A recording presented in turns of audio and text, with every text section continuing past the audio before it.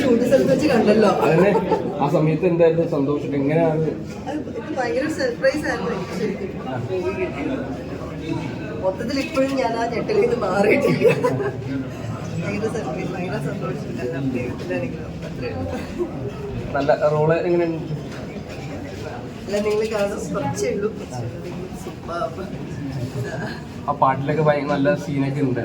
ഗുണങ്ങളും ഉണ്ടാവോ ഈ കുറച്ചേ ഉള്ളൂ ഉള്ളത്. ഒരുപാട് ചെയ്യണമെന്നില്ല, നല്ലതാണെങ്കിൽ ഹാപ്പിയാണോ അല്ലേ? ഹാപ്പി.